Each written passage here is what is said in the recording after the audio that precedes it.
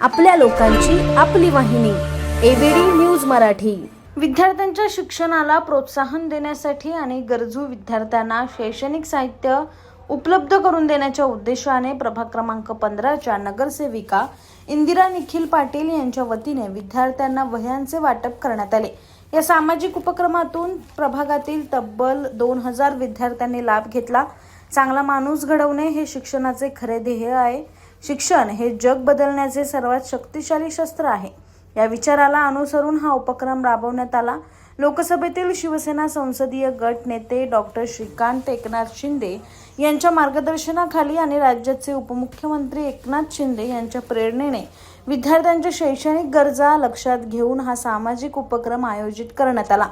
या कार्यक्रमाला शिवसेना उपजिल्हा प्रमुख तथा नगरसेवक अरुण आशान प्रमुख पाहुणे म्हणून उपस्थित होते। यावेळी विद्यार्थ्यांना शुभेच्छा देत शिक्षणाच्या माध्यमातून समाजाचा विकास घडवण्याचा संदेश देण्यात आलाय। शालेय साहित्य वाटपाच्या माध्यमातून विद्यार्थ्यांना मदत करण्यासोबतच शिक्षणाबाबत सकारात्मक वातावरण निर्माण करण्याचा प्रयत्न या उपक्रमातून करण्यात आला।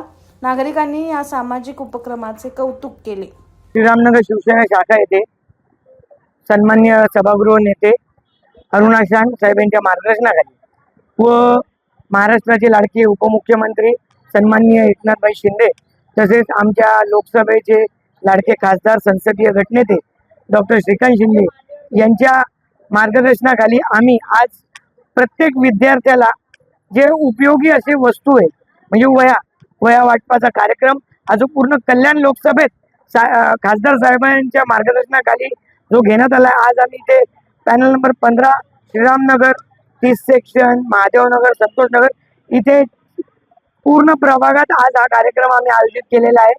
आजच्या कार्यक्रमात किमान 2000 ते 2500 विद्यार्थ्यांनी या वही वाटपाचा लाभ घेतलेला आहे। एकच उद्दिष्ट आहे, आमचे नेते सुद्धा शिकलेले शिका व बाबासाहेबांचं जे ब्रीद वाक्य होतं शिका संघटित व्हा व संघर्ष करा या तत्वावर चालणारे आमचे सन्माननीय नेते आहेत।